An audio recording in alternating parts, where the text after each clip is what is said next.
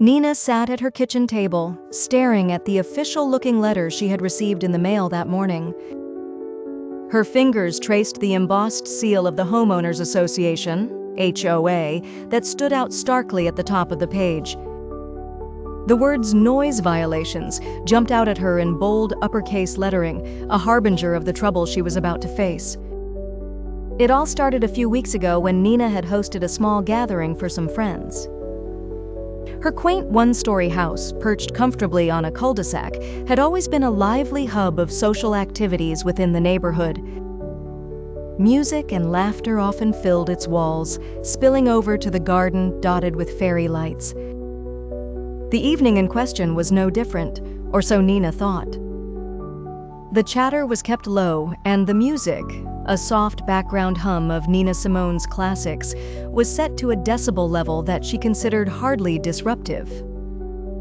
Her friends lingered long after dinner, savoring the company and an assortment of desserts laid out on the patio.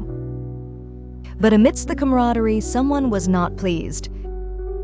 Over the next few days, Nina received a terse notice citing complaints of noise disturbance received by the HOA. Evidently, someone in the neighborhood had taken issue with the low-key gathering. Nina was baffled, as she had no prior confrontations or noticeable conflicts with her neighbors. She brushed it off as a misunderstanding, sure it would all blow over soon. Unfortunately, it escalated quickly.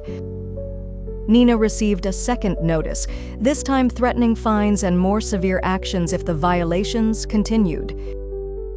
Bewildered and slightly amused by what she still perceived as an overreaction, Nina continued about her daily life, careful to keep any activities quiet. Then came the day she found "HOA police seize property" typed at the top of an envelope in red letters.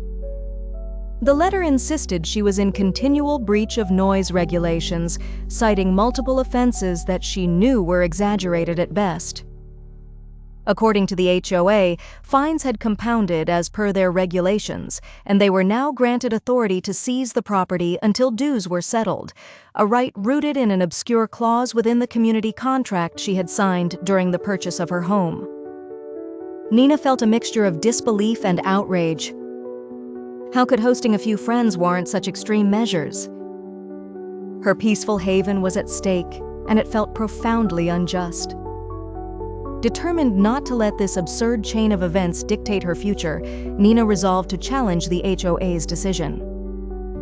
She enlisted the help of a lawyer who specialized in property and homeowner rights. Together, they pored over the dense legal jargon of the HOA guidelines and discovered numerous inconsistencies and potential violations of Nina's rights as a homeowner. A hearing was set, and Nina found herself standing before the HOA board. Her lawyer presented their case, highlighting the lack of substantial evidence for the alleged violations and the disproportionate response by the HOA. To her relief, some members of the board seemed taken aback by the extent of the accusations, evident in their exchanged glances and whispered discussions. After what felt like an eternity, the board announced their decision. They agreed to rescind the property seizure, acknowledging the oversight in previous judgments and the need to revisit their noise ordinance policies. Although a thorough investigation into the complaint process was promised, Nina felt a sense of justice restored.